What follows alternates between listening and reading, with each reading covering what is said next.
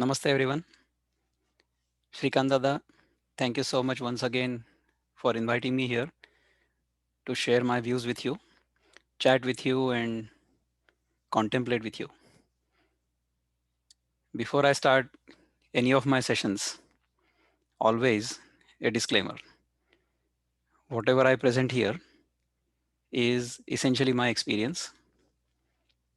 As long as we keep considering truth as apart from ourselves, it appears to be different to each one of us. Truth is one, but as long as we are looking at it as apart from ourselves, it will appear different based on our perspective. But when we merge with the truth, then all differences, all differentiation, all multiplicity simply dissolves. That is our main goal of life, to realize who we are.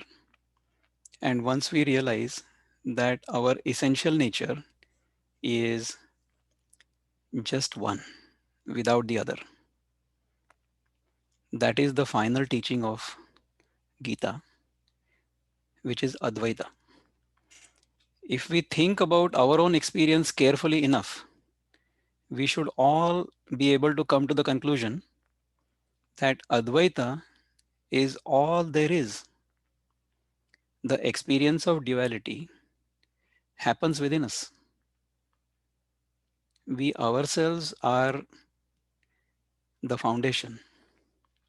That one single non dual consciousness is the foundation of duality.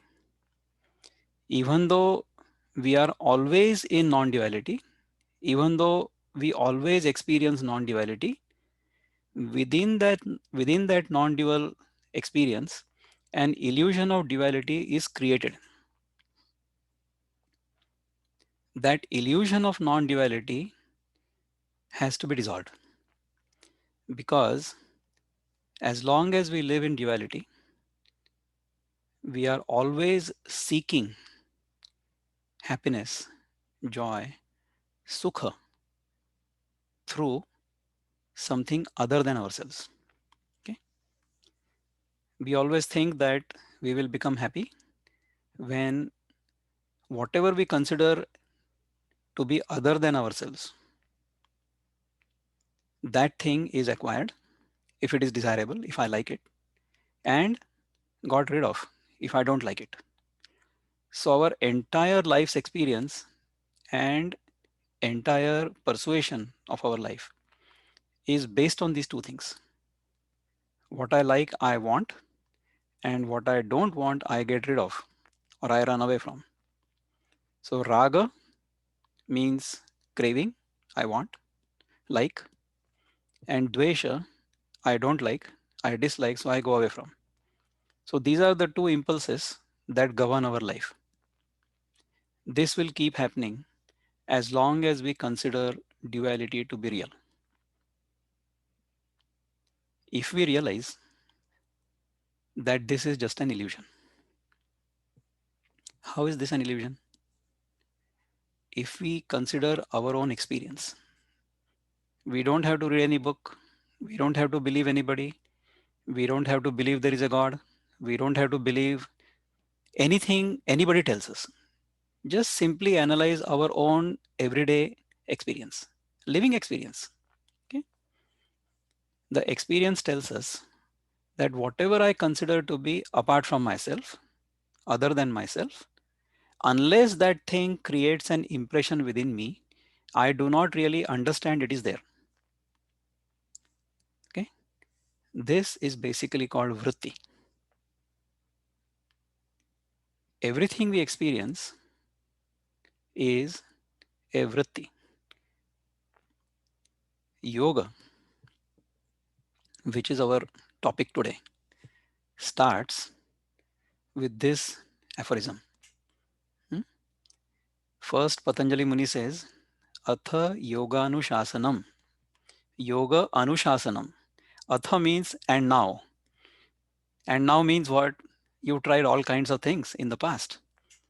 Now you've understood that those did not really help. So therefore, now yoga anushasanam. Yoga anushasanam.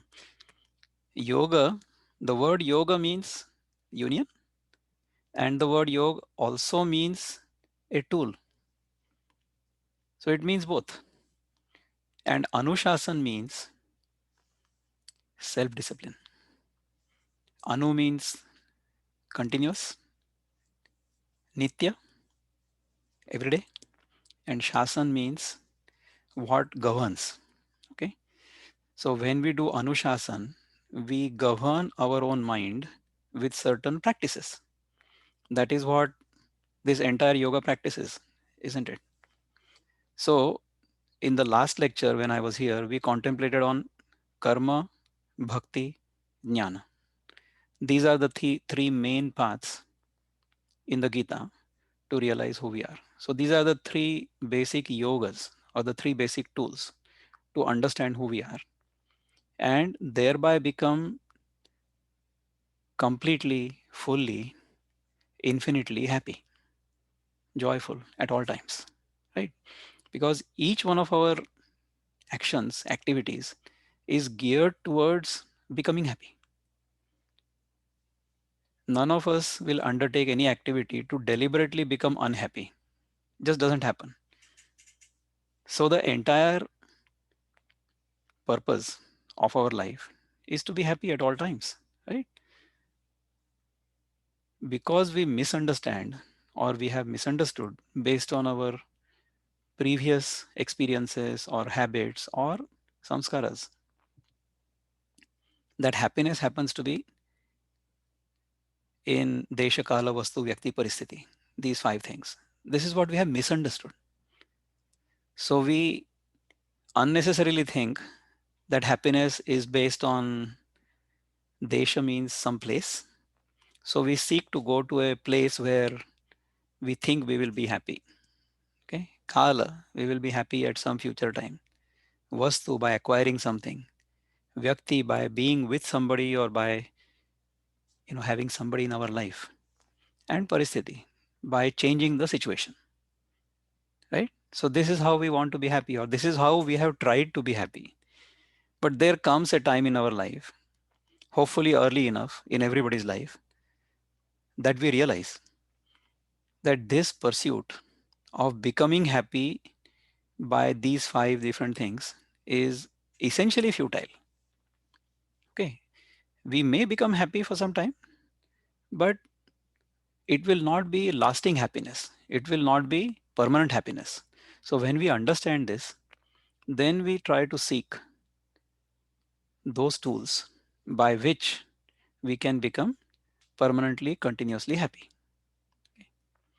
So we looked at karma, we looked at bhakti, and we looked at jnana. So in the Gita, these are described in this order.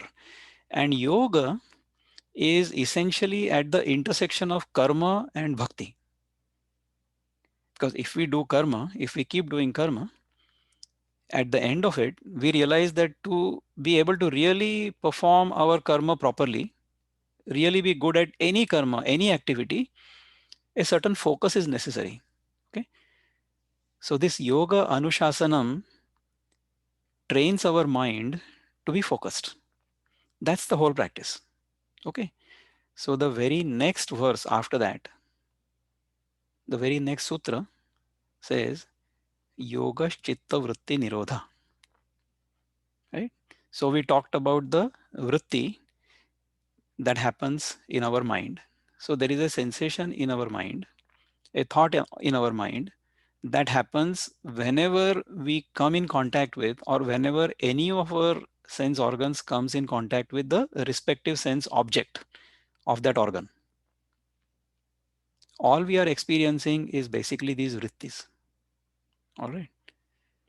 As long as we consider these vrittis to be real, as long as we consider the external objects to be real, until then, this yoga chitta vritti nirodha doesn't happen at all.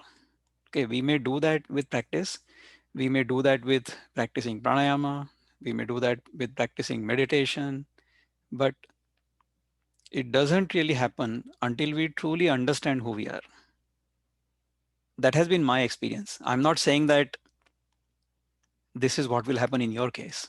You know, I did a session maybe last weekend where I talked about the 8 different steps of yoga as I labeled them. And they said, no, 8 different limbs of yoga.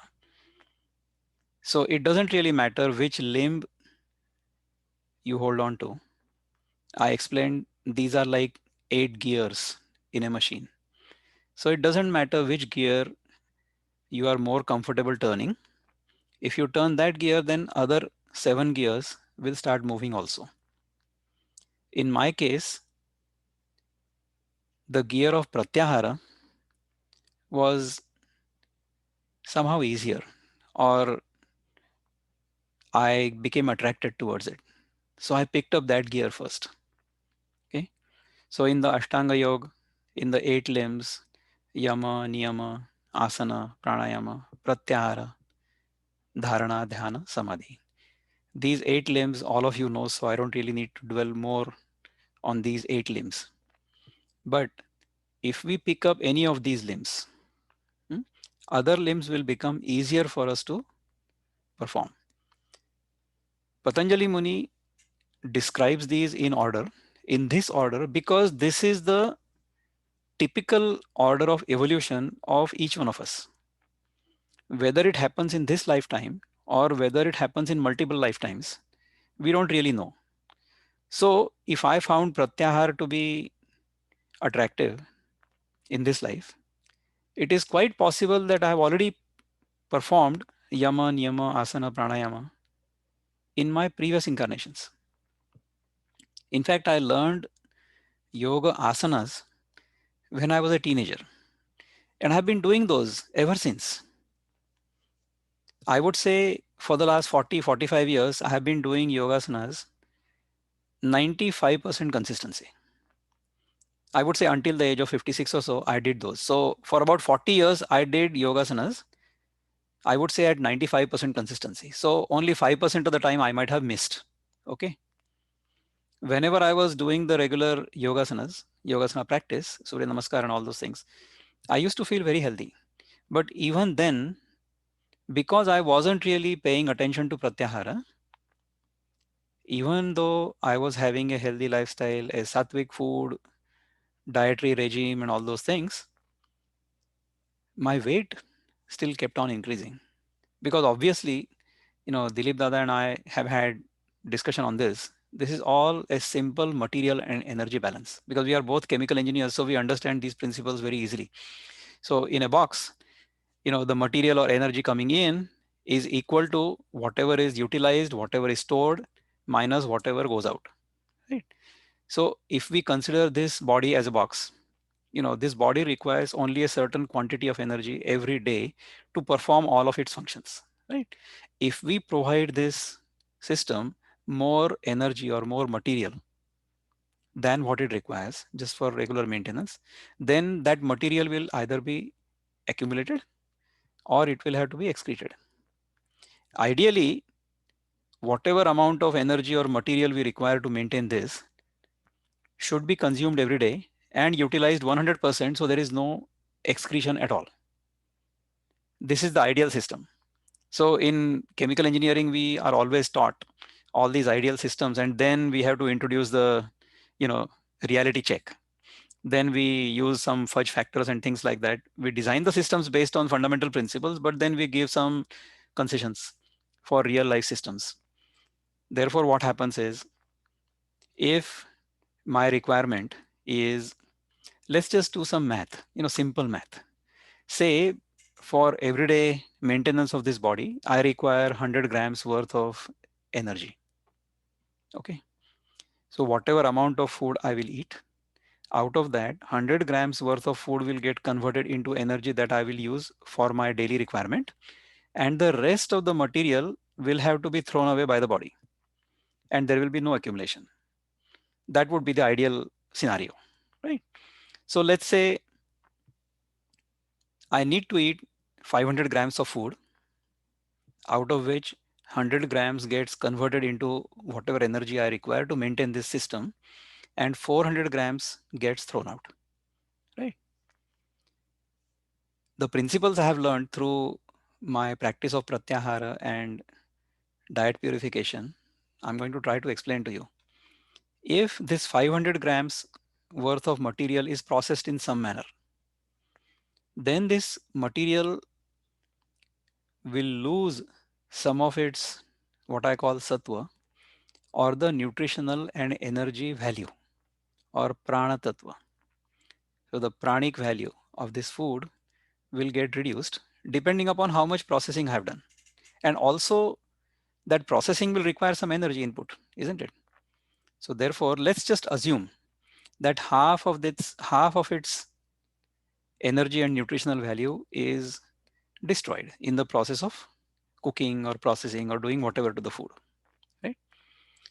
So my requirement is 100, but the 500 grams worth of material is now going to provide me only 50 grams worth of energy or nutrition. But my requirement is 100. Therefore, what will I have to do? I will have to consume 1000 grams worth of material.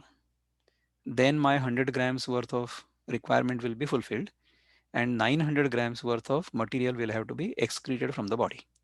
This is how the material and energy balance of this system works in very simple language. What has happened in this whole process?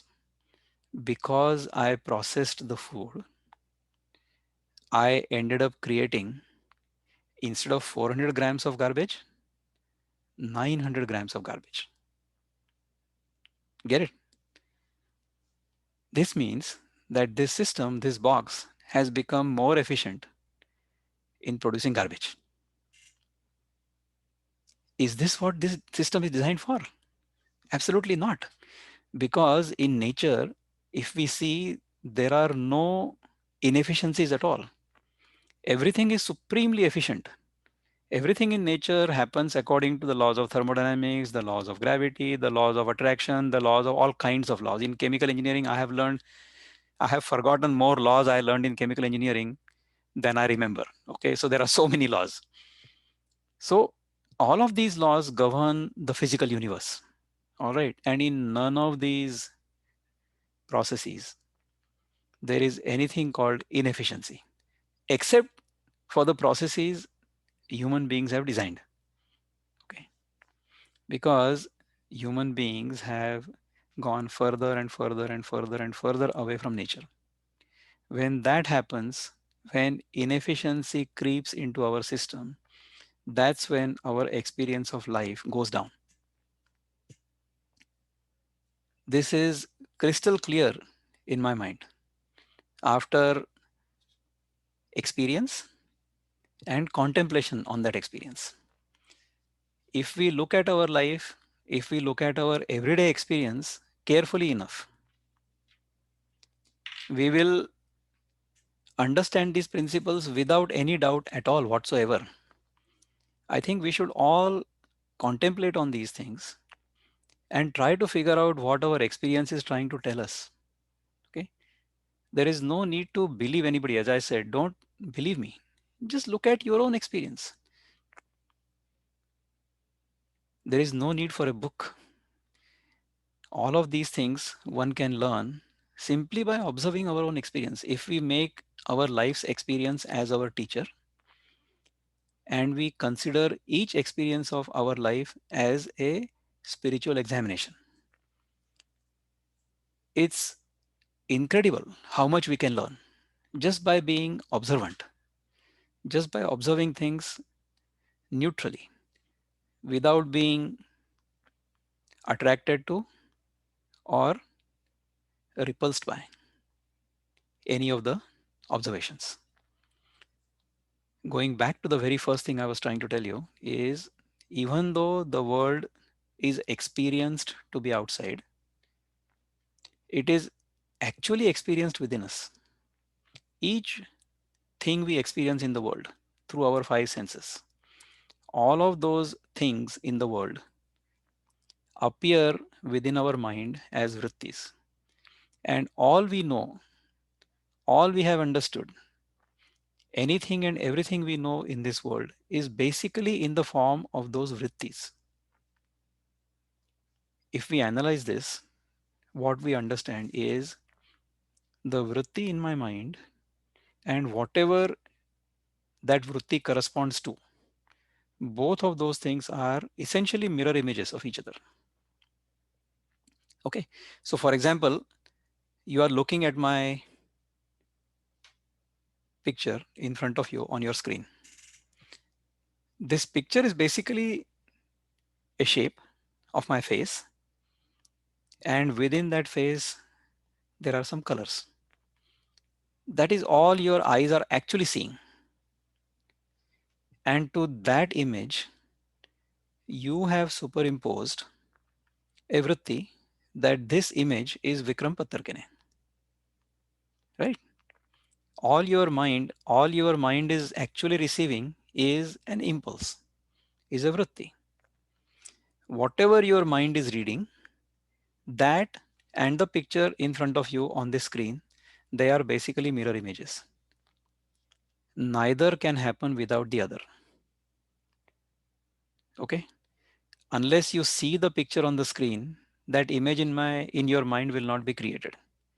And unless the image in your mind is created, you will not really know that the screen is showing you something. Do you understand this? When we understand the entire world is actually experienced in this manner in our own mind, then what will we do? We will stop correcting the world. We will start working on our own mind. Working on our own mind, disciplining our mind is the crux of yoga. In this yoga class, we learn meditation. There are so many wonderful meditation teachers, leaders who lead the meditation sessions for us very kindly, and we enjoy those sessions. All of those sessions are essentially geared towards calming this mind down, calming these vrittis in the mind down. Okay. Once we understand that this entire world that appears to be outside is actually a mirror image of my own mind, they are interdependent. They don't have independent existence. You will ask me that, even though I don't experience the world, somebody else next to me is experiencing them. No. Yeah, that is true. But are you experiencing it? No. My experience is all I know. I don't know your experience. Your life experience is unique to you. Your life experience is only yours. Nobody else has that experience. And guess what? Whatever experience you have, only that experience you have. You don't have any other experience. So, this entire world, as you have experienced it within your own mind, is actually your own creation. The world doesn't have any independent existence unless it creates an image in your mind. If we understand this very clearly, if this is understood clearly, then we will start working on our mind. This working on our mind, this disciplining of the mind is called yoga. If we follow the path of yoga, if we follow the disciplines given to us by Patanjali Muni and perfected by many masters over the years, including Shrikant Dada, such a living example of how yoga can be practiced in our daily life. If we take inspiration from these people, inculcate that discipline in our daily life, arrange our mind properly, then our experience of life will be beautiful. Then we will realize that the impurity I was thinking was in the world was not in the world at all. The impurity was in my own mind. In one of my previous webinars, Dilip Dada had told me a wonderful Urdu share, and I'm going to ask him to repeat that for me because I forgot it. But the essence of it was I was trying to clean something, but the dirt wasn't there. The dirt was, within me or on me or whatever. So I'll let you do that, Dilip Dada, when we come to the Q&A, because it's beautiful. The way he says it, I would like to hear it again. So that's why I'm going to request him to do that. If we follow the path of yoga, yama, niyama, asana, pranayama, pratyahara, dharana, dhyana, samadhi, we will have a phenomenal experience of life. We will have a phenomenal experience of joy. All of our activities will happen to express joy rather than trying to get joy by doing something. I hope, I wish, and I pray that such experience will happen to all of us in this life, right now, right here. Thank you.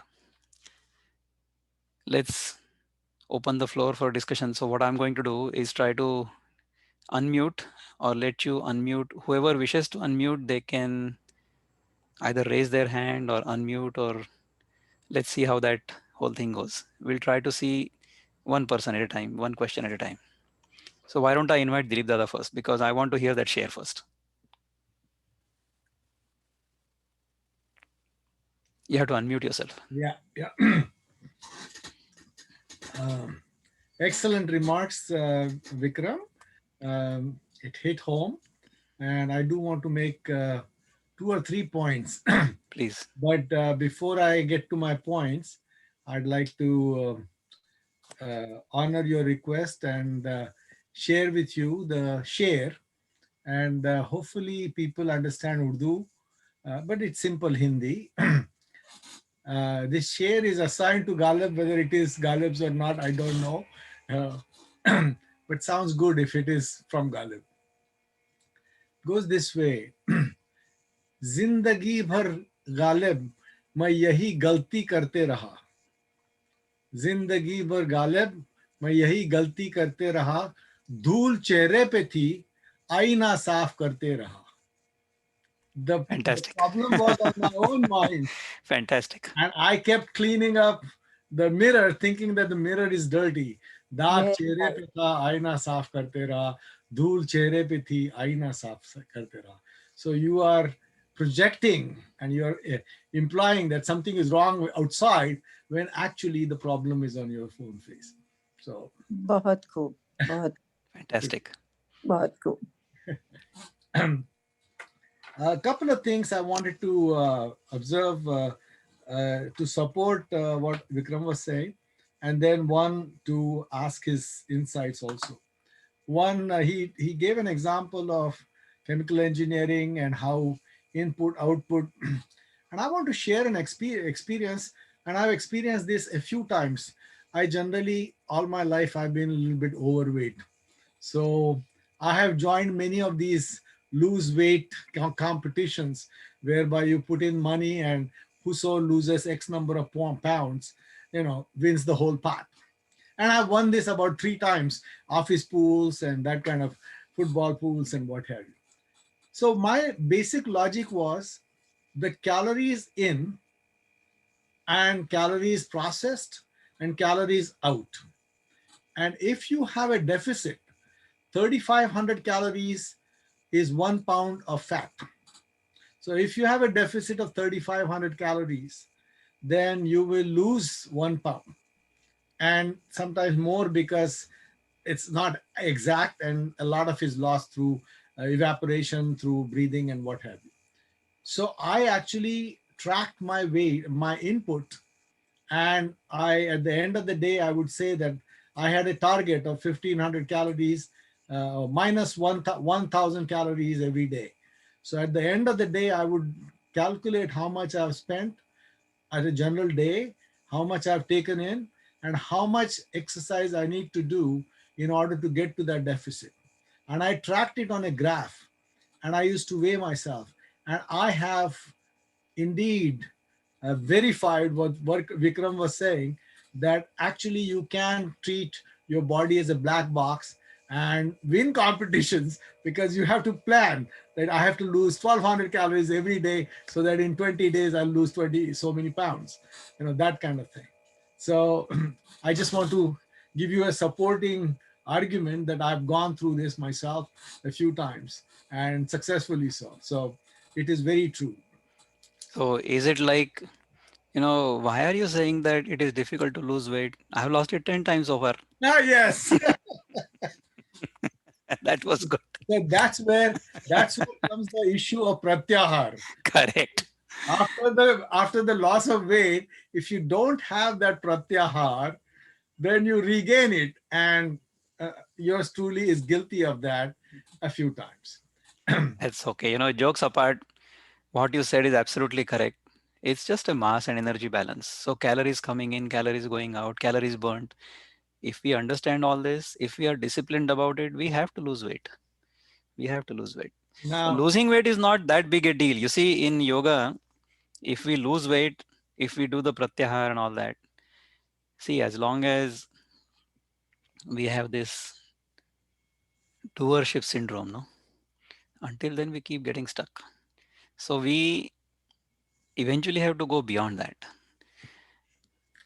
I'm sorry, I cut you out. So why don't you finish what you were saying? Sorry. the second part, the point I wanted you to or everybody to reflect on is Raja Yoga, which is essentially Dhyana Yoga, Patanjali's Ashtanga Yoga, was still mentioned by some as a means of liberation. And Bhagavad Gita and all our scriptures talk about bhakti, jnana, and karma. Uh, Raja Yoga, they all mention very essential for calming of the mind so that you can properly practice these other disciplines more effectively. But by itself, because in the final analysis, Brahman is Satchitanand, eternal bliss, and Atman is a part of Brahman, and that eternal bliss remains within inside. So, yoga or Raja Yoga allows you to go into yourself and identify past the covers, other covers, and identify yourself with that eternal bliss. And that is the search for happiness. But in order to do that, one has to have some Shraddha that there is indeed a Satchitanand, eternal bliss, and it resides inside me. So that Shraddha is the part of the, whether you want to call it bhakti or jnana, it's more like a jnana, which you need to pursue. So the Raja Yoga to me becomes an extremely important vehicle, essential vehicle in order to practice all three disciplines. That's my opinion.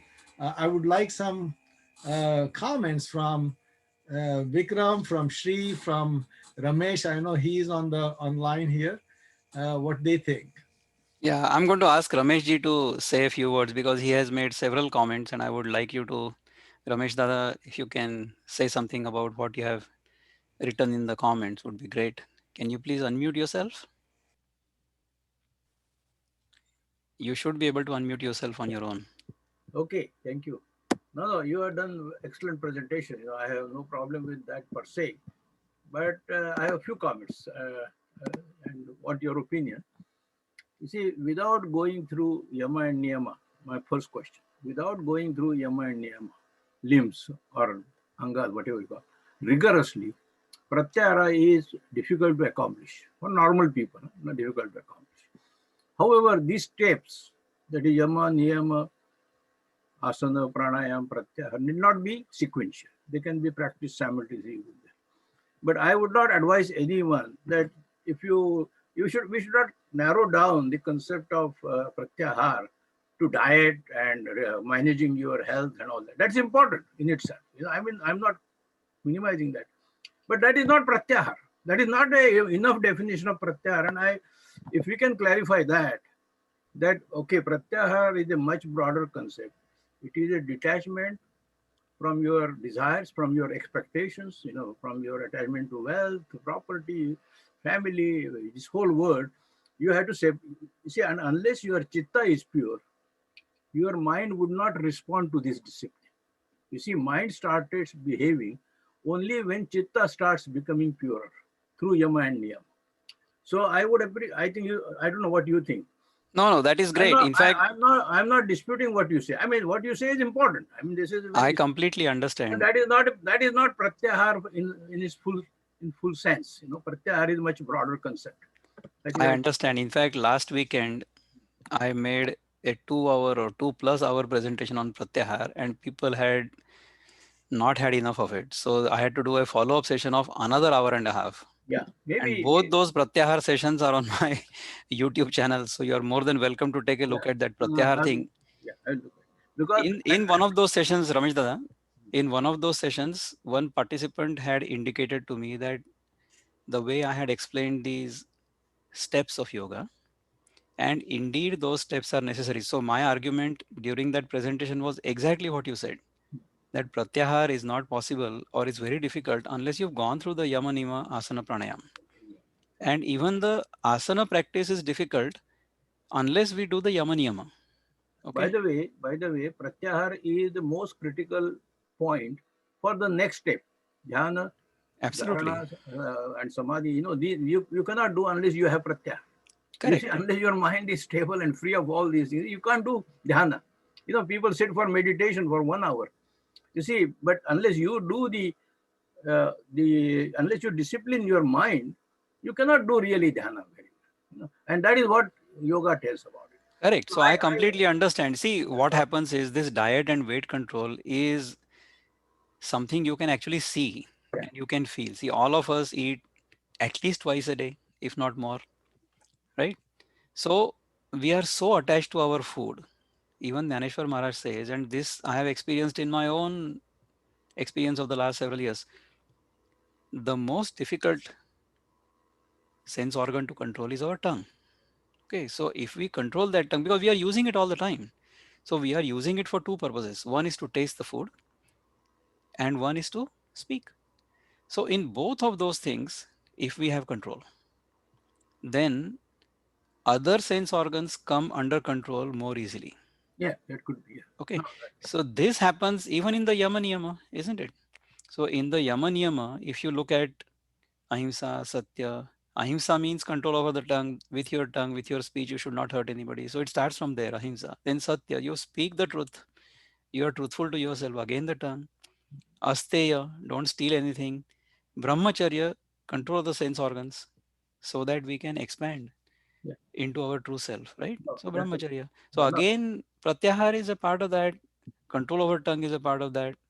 Aparigraha is again connected with our Pratyahar. So not collecting things more than necessary. So all of these yama are very intricately linked with Pratyahara. Then niyama, shaucha, santosha, swadhyaya. Santosha is again connected with Pratyahara. Swadhyaya, right? What we are doing right now. Tapa. Tapa is this consistency, doing this entire practice with great discipline as well as consistency, continuously. That is tapa. And Ishvara Pranidhana. Ishvara Pranidhana is actually acceptance of and adherence to natural laws. If we do this, then the next steps become much easier. In my experience, when I was 80 kilograms heavy, when this body was 80 kilograms, at that time there was so much abdominal fat, my hands would not touch the floor when I was going to bend down, when I was bending down. It was difficult. But in the last 3 years, because of diet control, because of pratyahar, especially of this, food, the body fat has gone away. Now the entire palms will touch down. That's how easily the body is capable of doing the Surya Namaskar. And because of that, the lightness I feel from within is phenomenal. I cannot really begin to describe my experience from within after doing all this practice with consistency and surrender to natural laws. So that is all I have tried to do and experience. So this is wonderful. There is no, another question here as non-Indians question. What are the thoughts about being strict vegetarian? It's up to each one of us. Although I run a program or initiative called Sattva, where we take people on a journey of diet purification to mind purification to self-realization. I won't condemn somebody if somebody is eating meat or whatever. It's up to them. I'm not here to prescribe what anybody or everybody should eat. Whatever suits us, that is what we should eat. We can experiment. So if we have been used to eating meat all our life, meat may not interact with us as badly as people who don't eat meat at all. If we I have eaten meat in the past. I'm not saying that I have been a vegetarian all my life. I used to eat meat when I was in college. It's a long time ago. So I have been a vegetarian for more than 30 years. All right. So in my experience, being vegetarian helps purify our mind more easily. In the last 2 or 3 years, I've been eating mostly fruits and nuts. And because of that, the experience of health I've experienced from within, that has been phenomenal. There is no comparison. I mean, I have been healthier in the last 3 years than I have ever been in my life, even though I was eating so-called healthy food, right? Our body doesn't really require all that much food. If we are able to make this system more efficient, so convert the food we eat into the energy that we require most efficiently. So essentially, if you do all these practices, then this vehicle, instead of a gas guzzling SUV, becomes a hybrid. That's what happens. So instead of running 10 or 12 or 15 miles to a gallon, now it is running 80 miles to a gallon. Then you will not have to add too much fuel into it, isn't it? That is exactly what has happened. I'll be happy to do an entire session on diet purification. My experience, I'll share my experience on diet purification, happy to. But today we are trying to focus on yoga and how this yoga practice has helped us. Okay.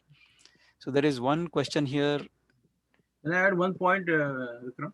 Yeah, go ahead, please. No. What you say is absolutely fine. But what I would suggest here is that you can have different ways to reach different levels in yoga. And what you are saying, that if I can control my desire for food, then I can reach pratyahara. That is fine. There is no dispute. That is one way of doing it. But let us not limit the yoga concepts by the ways by which you reach there. I think we should make that distinction very clear. Correct. No, I completely agree with you. Yeah, because we could not say, because this is my way, that is yoga. No. That was not the case at all. In fact, that was the disclaimer in the beginning that I'm going to just share my experience. I know. You have been very clear. What I mean, people should not go with this impression that that yoga is that simple. No, it is a rigorous practice. That is what goes. Yeah, you have to rigor, and that rigor has to be understood. One should get ready to go through that rigor and do the practice.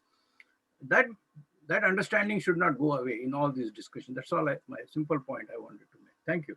Sorry to disturb you. Thank you. No problem at all. In fact, here I see one. Thank you. Thank you for answering my question. I was having a tough time. I have tried in my life 3-4 times of being vegetarian, but then over the time, I will crave for something and I will just fall off the wagon. So I was just curious how strict, and also my American friends do ask me, if we want to practice yoga, do we have to be vegetarian? That was the reason. It helps being a vegetarian. So let me elaborate on that a bit. I think that's a good question. We should try to contemplate on that a bit. You see, as I said, if we convert the food we consume efficiently into what we need to convert it to. So essentially, just for maintenance purpose, we have to convert whatever we eat into energy. And at the same time, we should create the least quantity of waste. That is the fundamental principle. If we are able to do it consciously, then this system runs so well. In fact, this relates to a comment I have received from somebody. Thank you very much. It was a poignant session going back to the concept of the black box and trying to decrease waste. When we say that the entropy of the world is constantly increasing, is that really due to our internal inefficiencies? Yeah. Or are there external forces also at play? Are the external forces purely our perception? Okay. So the physical world, as we observe outside of us, that physical world actually is governed by natural law, okay, or various natural laws. Those natural laws are essentially inviolable. Okay, so they are not violated at all in nature. So, for example, in childhood, we must have learned about the slingshot, the sling. Have you seen the sling or no? Do you know about the sling? So, if you tie a small piece of rock at the end of a string and then you swing the string like this, the rock will want to go away, right? So that is the centrifugal force. And if you let go of it, then it will go far, isn't it? The earth has been spinning around the sun for the past how many years? You ask some scientists, they will tell you, some millions or billions of years or whatever. It doesn't really matter to me. With this principle, the earth should have been thrown away from the sun long time ago. But there is a perfect balance between the centrifugal force and the gravitational pull of the sun. Okay, so who's controlling this? Right? So there is a perfect balance in nature. This whole universe runs on very, very strong and very fundamental, very completely inviolable physical laws. Okay, but we don't really understand these laws fully. If we were to understand these laws and if we understood how this whole system actually works, then we would align this system with the natural laws, and then we would have a phenomenal experience of being in this universe and being on this journey, isn't it? The simple example is like this. As children, we've enjoyed the swing, the regular swing. If we take our children or grandchildren to the park, sometimes we ourselves feel that, why don't I also sit on that swing and enjoy the experience of swinging? Why is that experience enjoyable? Because I am swinging in sync with the swing itself. Okay. But if I stand on the ground and the swing is swinging, then what will happen? Then the swing will hit me every time it goes past me. Correct? So then I won't have an enjoyable experience because I'm not riding that swing. I'm not riding that swinging action. Right? This is exactly what happens to us in our life, in our current life. We don't understand the laws of nature. We don't understand the cycles of nature, and we are not riding them properly. Another example is the surfer. You see, if I am adept at surfing, if I know surfing very well, then I would really enjoy the experience of riding on a wave. But if I'm not expert at it, then I will fall. Then even though it is possible to enjoy that experience, because I don't have the skill, I'm not able to enjoy it. If I understand how the cycles of nature work, and if I understand how to maintain myself in sync with those cycles, then the experience of life is phenomenal. It has to be, right? What does natural law tell me? Natural law tells me that I should not consume anything more than necessary, because otherwise my system would become inefficient. And in nature, there is no inefficiency. So if you observe any other organism other than Homo sapiens, no organism is going to consume more than what they need. Never, ever. You try to overfeed your own children or grandchildren. Impossible. They will spit it out because they are still following natural law. They haven't become an individual and a personality yet. Okay. So every organism will live according to nature's laws in a very efficient manner. That is the law of nature. As soon as we go away from it, as soon as we create our own virtual world in our mind based on likes and dislikes, that's when we become inefficient. In the Gita, Bhagavan clearly says, okay, two things in the second chapter itself. Dukheshu anudvigna manah, sukheshu vigata spruha, vitaraga bhaya krodha, sthitadhir muniruchyate. So, dukheshu anudvigna mana. So, challenging experiences will come in our life, but our mind will not be agitated. Sukheshu vigata spruha means happy situations will also come, but we will not develop a craving for those. Vita raga bhaya krodha. Raga means craving, bhaya means fear, krodha means anger. Vita raga means beyond these three, we will have retired from all these three things. If we retire from these things, then Sthitadhir Muniruchyate. So the person who lives in this manner is called someone whose dhi means buddhi, means intellect, has become steady. It's called as Sthita Prajna. That is what Bhagavan says. Another thing he says is Matra Sparshastu Kaunteya Shitoshna Sukha Dukkhada Agama Paino Nityas Tan Stitikshasva Bharata. Okay, so Matra Sparshastu Kaunteya means, hey Arjun, hey Kaunteya, Matra means 5 different sense objects of the sense organs. When they come in contact with sense organs, then Shitoshna Sukha Dukkhada means you will have the experience of happiness and sorrow based on whether it is hot or cold. Okay, so when something touches you, you will feel either it is warmer than your body temperature, hotter or cooler, right? So that experience you will get. And that experience will be either joyful or sorrowful depending upon when it is. So in the winter, I'm wearing this sweater, or if I experience warmth or heat during the winter, it's a pleasant experience. But the same heat during the summer is an unpleasant experience, isn't it? So Shitoshna Sukhada. So they will either provide us happiness or sorrow. Okay. Agama Paino Nityas means it is coming and going. Nityas mean continuously coming and going. So after night, day will come. After day, night will come. After the summer, fall will come. After the fall, winter will come. After the winter, spring will come. So now the spring is here, right? What have we done during the winter? Tan Stitikshasva Bharata means bear with it. Because there is nothing we can do other than bearing with it, isn't it?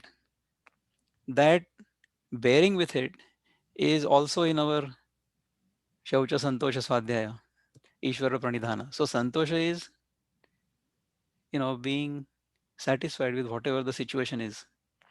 So this is all connected. The teachings of the Gita, whether they are in the Karma Yoga portion of Gita or Dhyana Yoga portion of Gita or Bhakti Yoga portion of Gita or Jnana Yoga portion of Gita, all of them are connected. In the last webinar, I think I had mentioned that perfect Karma Yogi is a perfect Bhakti Yogi, is a perfect Jnana Yogi, and also a perfect Raja Yogi. So all of these paths, at the end of these paths, they basically merge. So it doesn't matter which path I choose, whichever path I choose based on my own preference or my own aptitude, I would say, will take me to the same destination. And once I reach the destination, then how I went there doesn't really matter. So for example, you all live in Northern Virginia. If you want to go to DC for work, okay, so what will you do?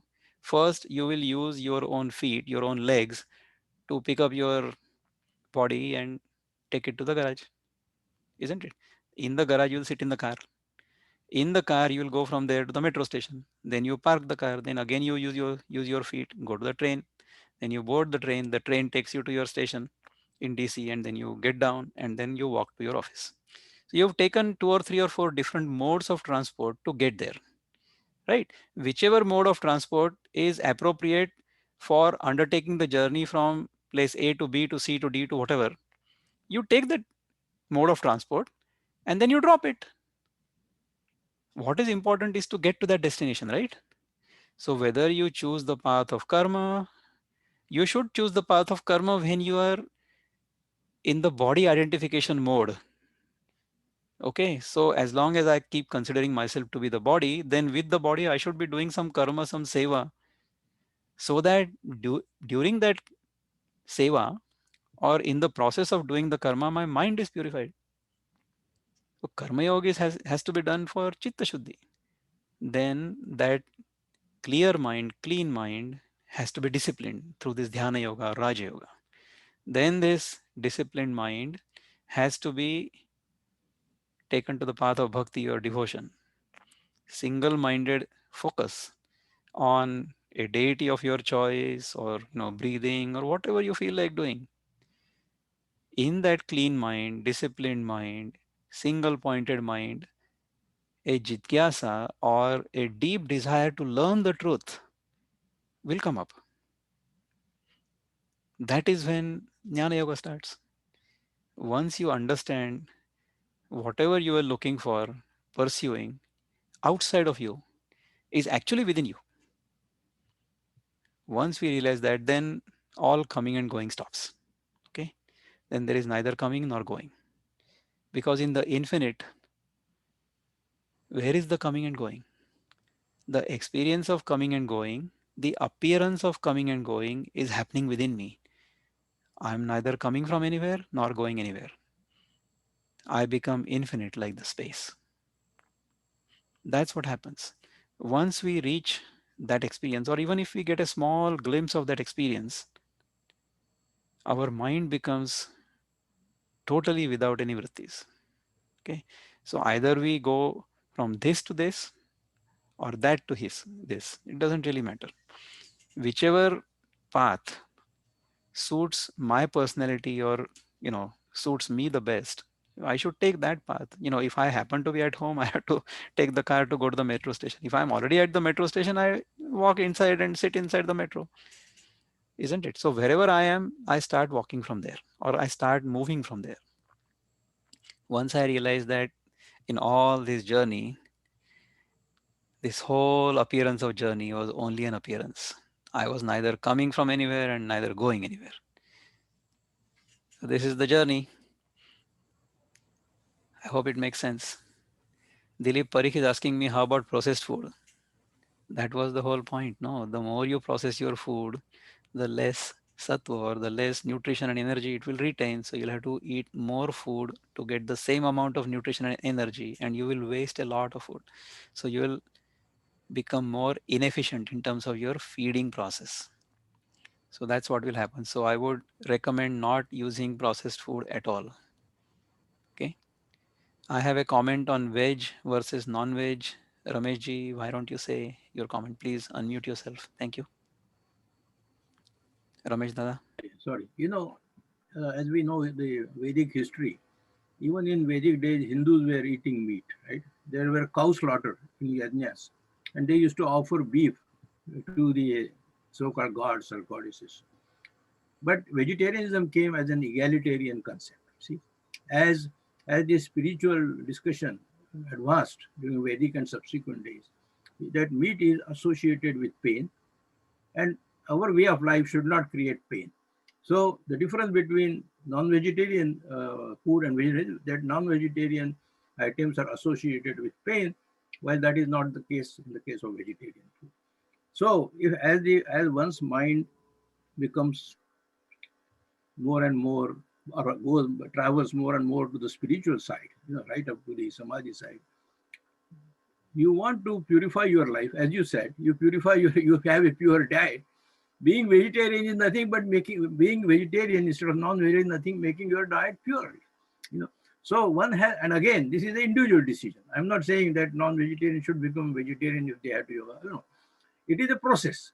In that process, you want your life to be as pure as possible, and therefore, whatever is associated with pain, you don't want to eat this food.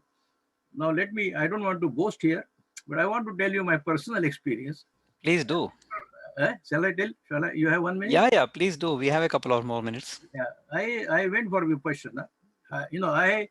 After I started traveling internationally, when I joined World Bank, I was eating meat and taking a lot of liquor in every country. It be Russians, be Chinese, be Koreans, be Filipinos, everywhere meat and meat. But when I did this 10-day program of meditation, when I came out, that moment, I realized, can I not simplify my life? So I stopped in 2005. I stopped eating meat and stopped taking alcohol. I'm not boasting. As of now, I'm successful in not going for non-vegetarian diet or not going for alcohol until now. Now, do you not feel any better now? No, I'm sure you feel much better. No, and I started my yoga study from those days, 2005. I said you cannot study. You cannot go for purifying your mind if you have all the impurities going around you.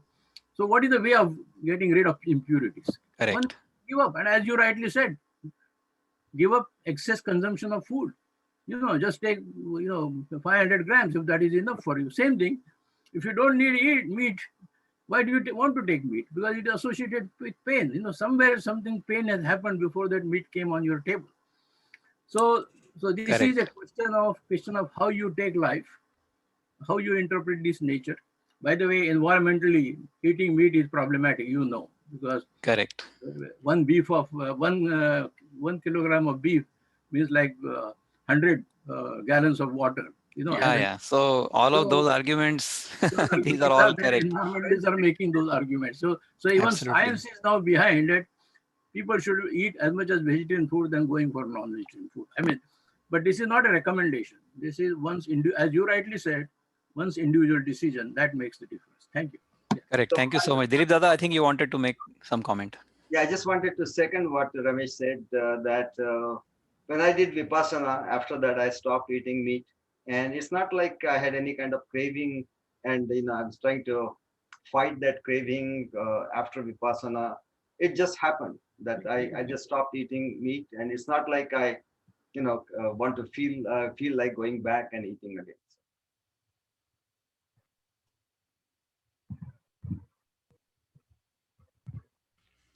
Thank you, Shrikant Dada. Dilip Dada, you want to say some final words before we close?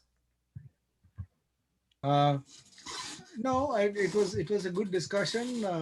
This topic is very vast. Maybe we should have one more of these sessions because there's a lot to talk about this. And I will do a session on diet purification one day, just on diet purification. I see. That will be good. The only That comment will I be would good. make is what type of food you eat also depends upon what kind of profession you are in and what you want to accomplish, because our shastras also classify the food through sattvic, rajasi and tamasi food. Mhm. And it is, science has established that what you eat accentuates certain parts of your body. So if your sense organs are going to be accentuated by eating rajasi food and tamasi food, then, and if you want to control your senses, then obviously it makes sense to eat sattvic food, and the meats fall under rajasi food, not on the sattvic food. So it's not just the good and bad, but it is also what impact that food has on your body, which is what's important. Because Correct. pain or no pain, the true painless fruits are the Jain monks who only eat what is fallen off the tree. So when you cut trees for vegetarian diet, you are causing pain to the plants. Just because Absolutely they right. Absolutely right. And that is the and main so reason I've been people, eating mostly fruits and nuts in the yeah, last several months. the real true pain free food is what is fallen off the tree, such as the berries and the nuts and things like, and that is what the Jain monks eat, Correct. because I they don't completely want to agree. hurt anybody. Anyway, be that as it may, but I just want to bring that issue of sattvic, rajasi and tamasi food. Thank you. Doc- We'll take one more comment because there is one person, I think Arvindji wanted to say something. After that, I'll close. Dr. Vikram, I have just one suggestion. This is Jyoti. Apart from the diet purification, if you could talk on, like Dilip Dada said, on Raj Yoga, and a little bit throw light on that for the, like you said, yama, niyama, dharana, all that is needed to discipline your mind. And Dilip Dada spoke about Raj Yoga, which is for the calming of the mind. And then you said if karma yoga, bhakti yoga, and jnana yoga is practiced well, that makes it a perfect Raja Yogi. So I would like to know something on Raj Yoga whenever next session we take, apart from diet purification, and what did Dilip Dada mean that Raj Yoga is helpful in calming of the mind. So Well, a lot of people call this Dhyana Yoga as Raja Yoga, and some people call a combination of all the yogas means karma, dhyana, bhakti, and jnana together as Raja Yoga. So, yes, Dilip Dada has mentioned this in the past also, that depending upon where we are situated in our own spiritual journey and our own aptitude, we will use a combination of all these four, and this combination will differ from person to person. Okay, so some people may be more contemplative, so in their life the path of knowledge will be more prominent. It's not that they won't utilize the other three paths, they will use the other three paths as support for the main pursuit in their life. Somebody may have a more emotional bent of mind, so they may be doing bhakti path, or they may like, or it may be more appropriate for them, right? Some people, they are very dynamic in the world, so karma will be more appropriate for them, but they will still have portions of bhakti, disciplining of the mind and knowledge as an aid for their. See, if you read Gita Rahasya by Lokmanya Tilak, that is exactly what he said. That Gita tells us the path of karma. That is what is emphasized, because he was in that frame of mind and it was required at that time in his social condition also. So that's why he mentioned that. So we should use the combination that best suits us individually and then pursue that. That is what I would call Raja Yoga to be. I'll take one more comment from Arvindji and Thank then we'll you. stop. You're most welcome. Thank you, Vikramji. Namaskar, Arvindji. नमस्कार. असं आहे बोला. की अनेक राजे महाराजे आपल्या देशात होऊन गेले. त्यांच्या डाएट बद्दल आपल्याला काही कल्पना असेल तर ते लोक अधिक सशक्त होते, मजबूत होते आणि त्यांच्या डाएटचं जर काही आम्हाला अनालिसिस करता आलं, आज आम्ही जे काही डाएट करतो आहे आणि जे काही डाएटच्या बद्दल बोलताय ते on the basis of our वर्कमॅनशिप.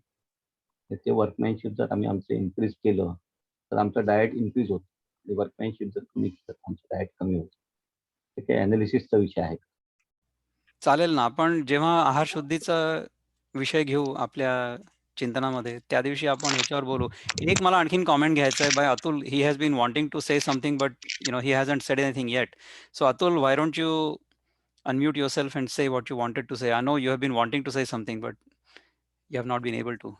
Atul, can you please unmute yourself and say what you wanted to say? Are you still there? Atul?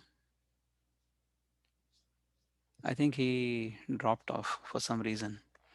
But anyhow, it's been a pleasure to be with you. Thank you, Shrikant Dada, once again for inviting me. I'll be happy to come back and we'll do a session on diet purification whenever it is convenient to all of you. Thanks a lot. Have a good night. Thank you, Vikram. Thank you so much. Thank you.